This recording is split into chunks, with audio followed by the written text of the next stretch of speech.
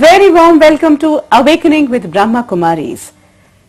Living Values इस श्रृंखला में आज जिस मूल्य की हम बात करने जा रहे हैं उसकी बहुत कमी हमें दिखती है, हमें नजर आती है अपने समाज में, और वो मूल्य है टॉलरेंस, यानी कि सहनशीलता या फिर सहन शक्ति। कहीं ना कहीं चारों तरफ हमें लगता है कि टॉलरेंस कम होती जा रही है। व्यक्ति या इंसान सहनशील रह ही नहीं गया। और दूसरी तरफ अगर हम बात करें तो ये सवाल उठता है कि मैं ही सहन क्यों करूं, कब तक बर्दाश्त करूं, क्यों बर्दाश्त करूं, क्यों जरूरी है टॉलरेंस आज हम में से हर एक में, क्यों हमें अपने बच्चों को, आने वाली जनरेशन को भी ये मूल्य, ये आदर्श देना बहुत जरूरी है। इसी पर चर्चा करने के लिए आज हमारे साथ माउंट आबू से खास हमारी मेहमान ब्रह्मा कुमारी शीलू बहन जी हैं। आपका स्वागत करते हैं हम। और शीलू बहन जी, जैसा कि हमने ये कहा कि कहीं ना कहीं हमारी जिंदगी में, हमारे पूरे समाज में सहनशीलता की कमी दिख रही है। हम सहन ही नहीं कर सकते। हम एक तरफ हम दूसरे की सक्सेस सहन नहीं कर रहे, दूसरी तरफ हमें उसका छोटी सी बात सहन नहीं हो रही। हमारा गुस्सा इतना नाक पर बैठा है कि थोड़ी सी भी पेशेंस या टॉलरेंस नहीं नजर आ रही है। क्यों ऐसा हो गया है कि समाज में आज ये मूल्य इतना गिर गया है? सचमुच ये मूल्य आज इतना गिर गया है कि हम सोच भी नहीं सकते, क्योंकि आत्मा इतनी कमजोर हो गई है। और टॉलरेंस या सहनशीलता, जिसे सहन शक्ति कहते हैं, ये बहुत बड़ी शक्ति है। अब मेरे अंदर समझो शक्ति नहीं है, बहुत कमजोर हूं मैं, और मैं चाहूं कि मैं 20 किलो का वजन उठाऊं, कैसे उठा सकूंगी? शक्ति ही नहीं है। मैं चाहती हूं कि मैं बहुत 10 मील चलूं, लेकिन टांगों में ताकत ही नहीं है, तो कैसे चल सकूंगी? तो हम चाहते तो हैं लेकिन कर नहीं पाते हैं, क्योंकि अंदर में वो शक्ति नहीं है। बिल्कुल।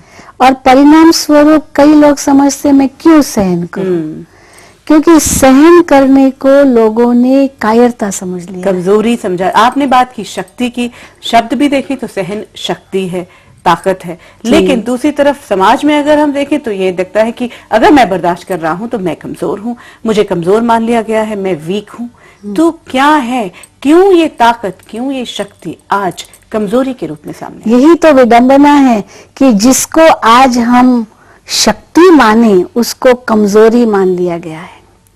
सहन करना एक बहुत बड़ी शक्ति है, परंतु क्यों इसे कमजोरी मान लिया गया है? क्योंकि अंदर में वो ताकत ही नहीं है। आज अभी मुझे किसी ने कुछ कह दिया, बस ये कौन होता है मुझे कहने वाला?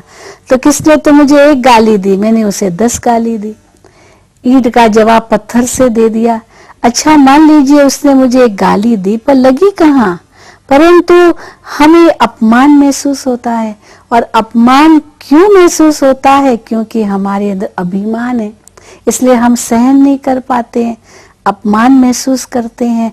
तो वास्तव में हम इसे अपमान न माने तो सहन कर सकते, पर अपमान क्यों लगता है? चेन की तरह पता है, जैसे अभिमान है। अब अभिमान भी किस लिए है? क्योंकि हम आत्मा के स्वमान को भूल गए हैं।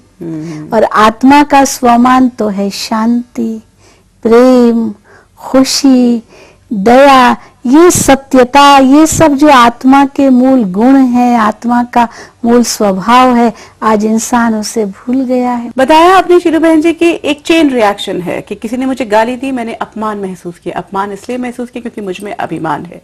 और अभिमान क्यों है? क्योंकि मैं आत्मा का मूल स्वरूप कहीं भूला हुआ हूं। तो प्रॉब्लम मुझ में ही है।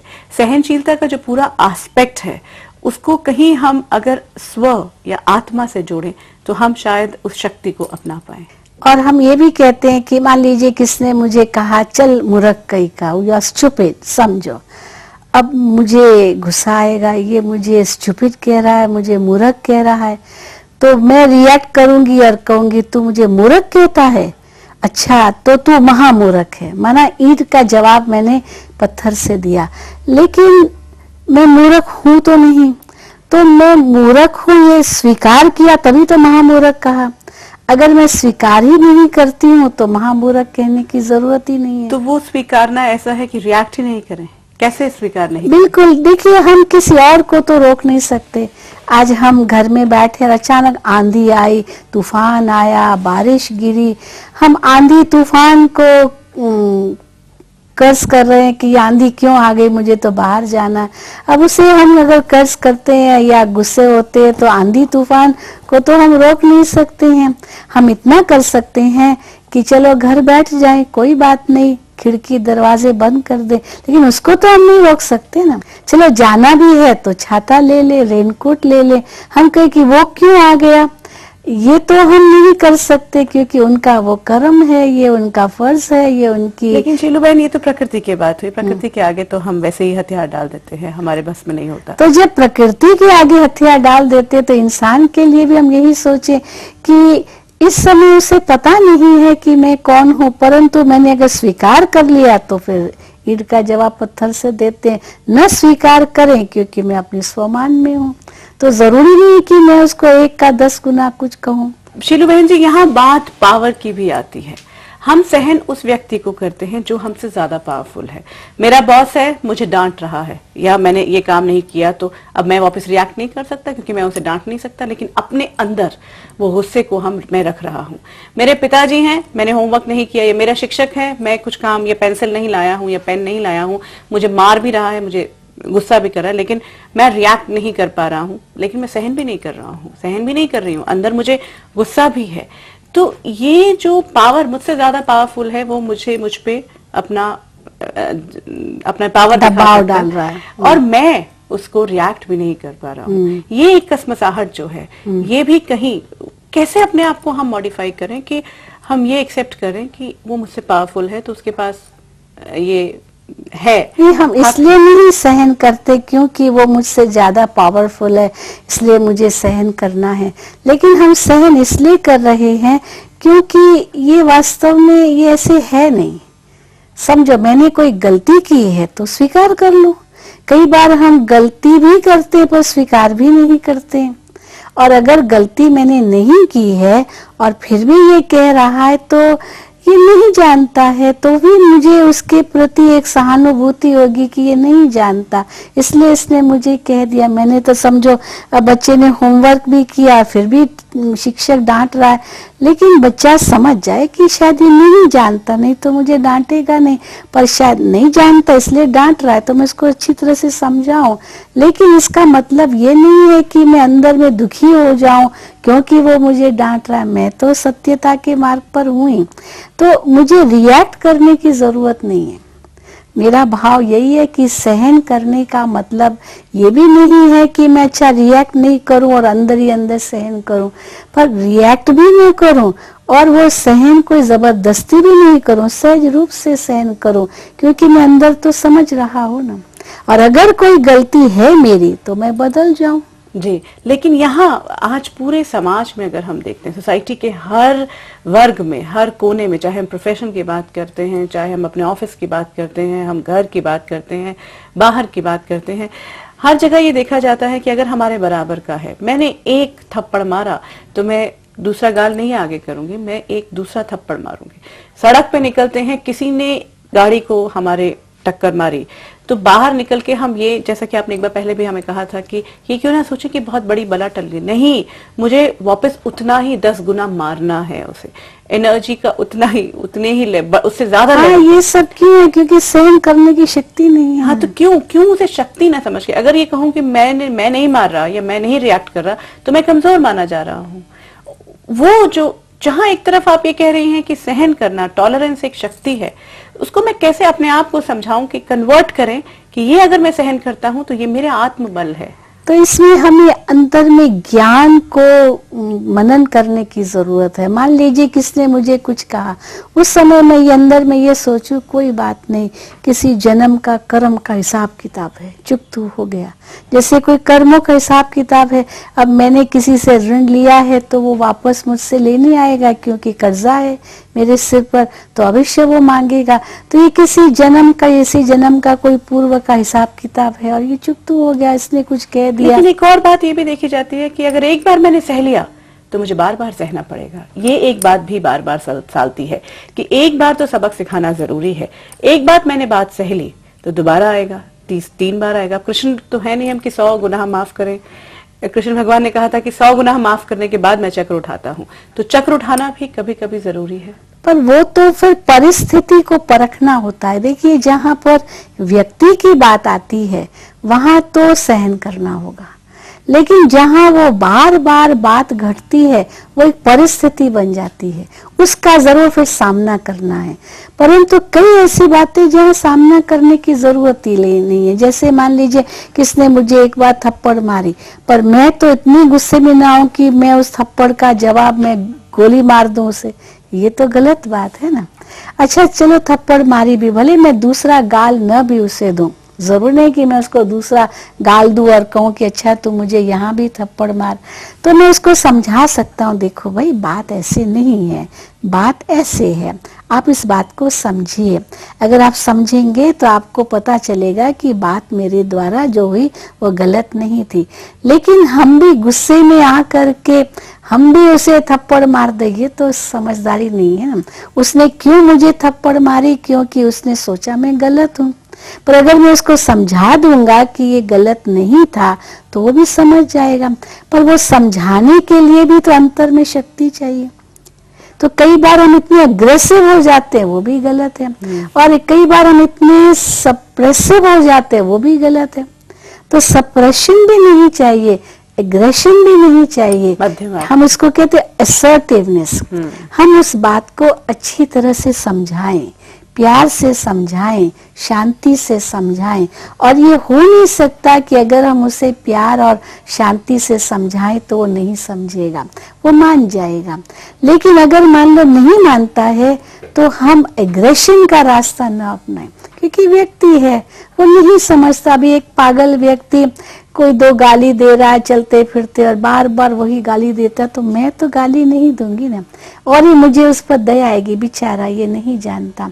तो जो इस प्रकार से बुरी बातें कहता है, बेचारा ये अशांत है। अब इसको हम पॉजिटिव रूप में लेते हैं, ये अशांत व्यक्ति है, इस व्यक्ति को शांति की आवश्यकता है। तो मैं उसे शांति कैसे दूं? अपने शुद्ध विचारों के द्वारा। तो इसमें हम बहुत सुंदर उदाहरण देते हैं कि जैसे एक बच्चा किसी आम के पेड़ पर पत्थर मार रहा है, देख रहा है बहुत सारे आम लटक रहे हैं और बड़े उसका मन जैसे ललचा रहा है वो आम खाने के लिए, तो पत्थर मारता है। लेकिन वो आम का पेड़ क्या करता है? पत्थर स्वीकार करके आम देता है, क्योंकि उसके पास आम है। अब इसी प्रकार अगर मैं ये सोचती हूँ कि वो व्यक्ति तो कितना अशांत है इसीलिए ऐसे कह रहा है, अगर उसको शांति होती तो ऐसे नहीं कहता। पर मैं तो एक शांत स्वरूप आत्मा हूँ, मैं तो प्रेम स्वरूप आत्मा हूँ। वो व्यक्ति नहीं जानता है कि वो प्रेम स्वरूप आत्मा है, तो इसलिए मुझे उसे शांति और उसे प्रेम देना है। एक पहली बात है। लेकिन एक और बात भी है, कई बार वो मुझे बार बार कहता है, इससे सिद्ध है कि वो मुझसे चाहता है कि मैं बदल जाऊं। अब मैं बदलना भी नहीं चाहता हूं और अग्रेसिव भी हो जाता हूं, ये तो मेरी गलती है। एक बहुत सुंदर कहावत है, निंदा हमारी जो करे मित्र हमारा सो। जो मेरी निंदा करता है वो मेरा मित्र है, क्योंकि वो मुझे बदलने के लिए कह रहा है। और ही पहले जमाने में कहते थे कि निंदक को सदा अपने साथ निंदक नियरे रखिए। हाँ। तो लेकिन बात निंदा की अगर करते हैं, आपने एक बहुत अभी जो खूबसूरत बात ये कही कि जो उसके पास है, सामने वाले के पास है, वो मुझे दे रहा है, उसके पास पत्थर है वो पत्थर ही दे रहा है, मेरे पास फल है मैं फल दे रहा हूँ। लेकिन एक बात और ये देखी गई है कि शायद हम अपने सामने वाले से अगर टॉलरेंस की बात करते हैं, अगर सहनशीलता की बात करते हैं, जिनसे हम प्यार करते हैं, खासकर वहां परेशानी आती है, उनसे अपेक्षाएं होती हैं, एक्सपेक्टेशंस हैं उनसे। वो एक्सपेक्टेशंस अगर पूरी नहीं हो रही है, वहां अगर हमें हर्ट मिल रहा है, देन वी डोंट टॉलरेट। तो फिर उसके लिए हमें वो अपेक्षाओं को कम करना पड़ेगा। हमारी अपेक्षा इसीलिए है क्योंकि उससे मोह है। अब यहाँ मोह को भी कम करना पड़ेगा।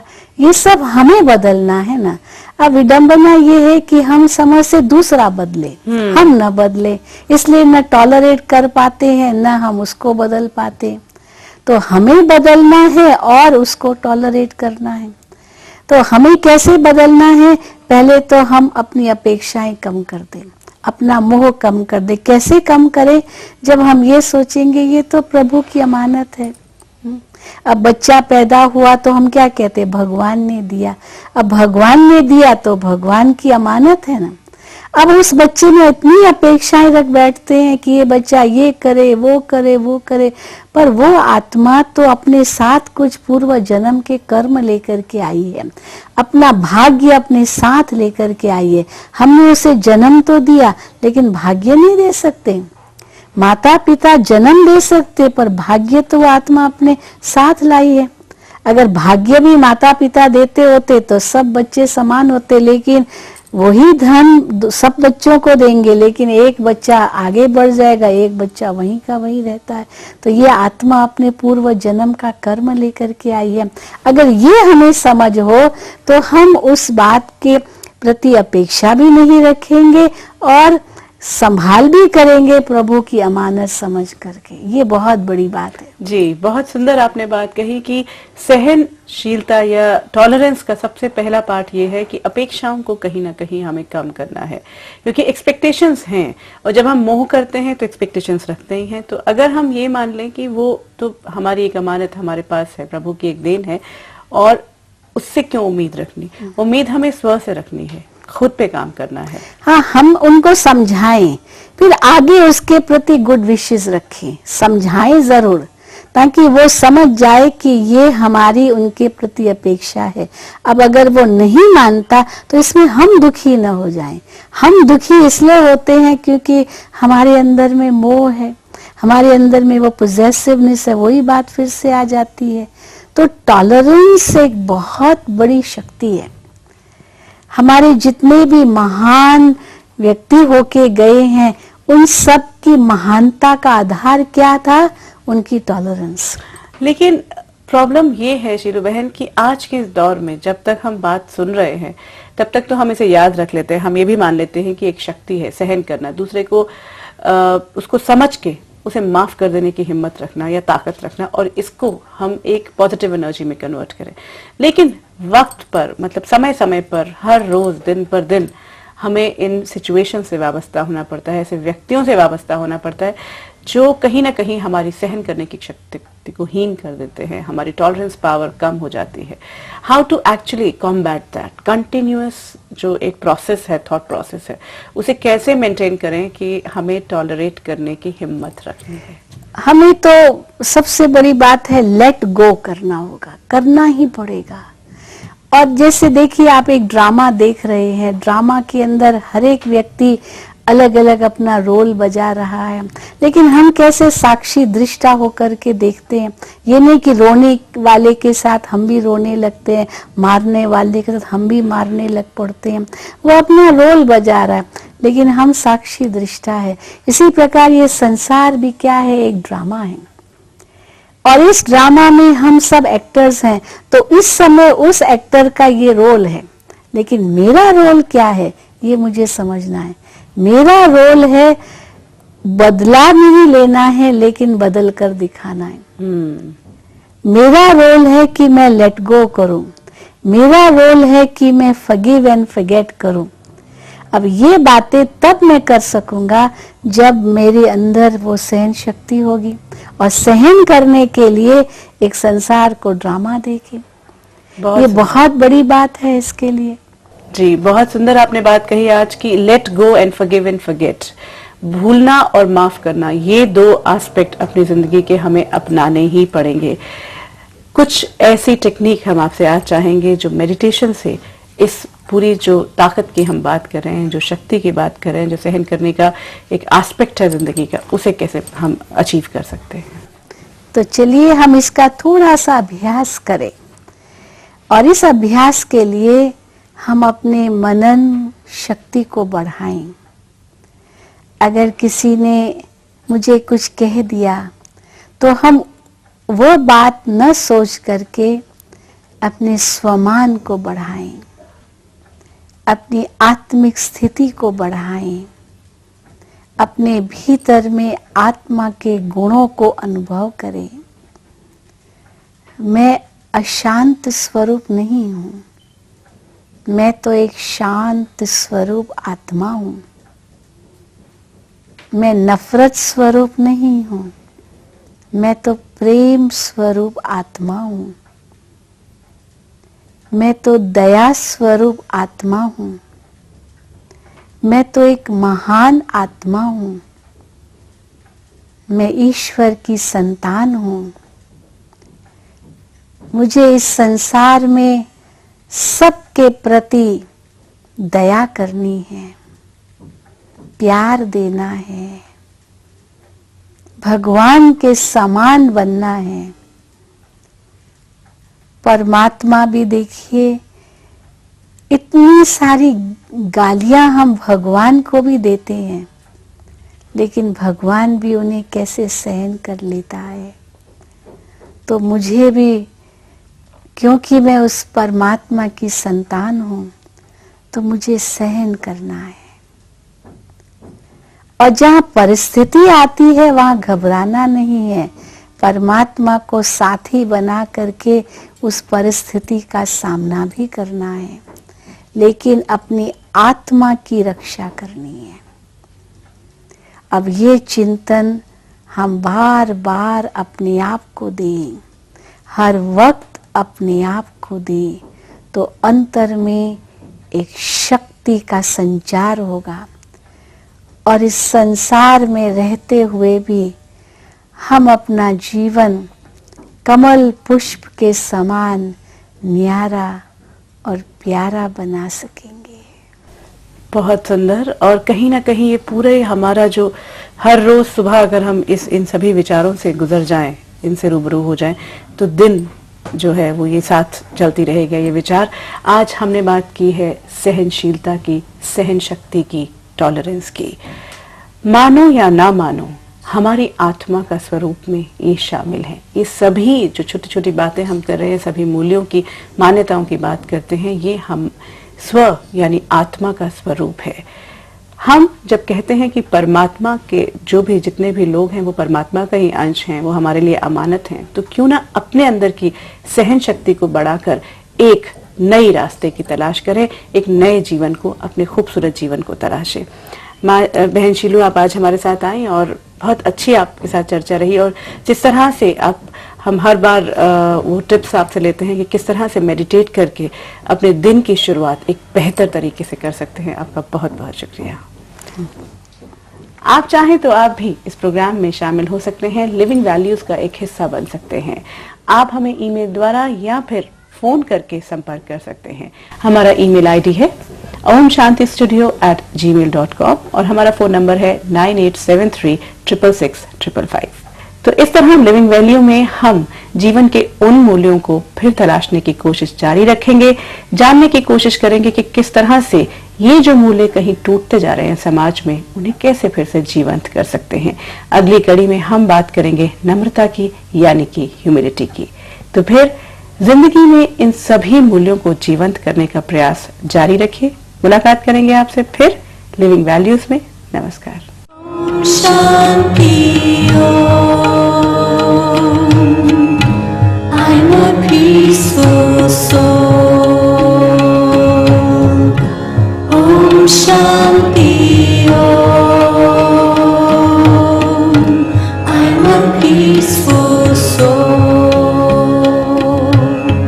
ये ध्वनि मंगल ध्वनि है। Om Shanti Om. This sound is a sacred sound. Om Shanti Om. Om Shanti Om. I'm a peaceful soul. Om Shanti Om.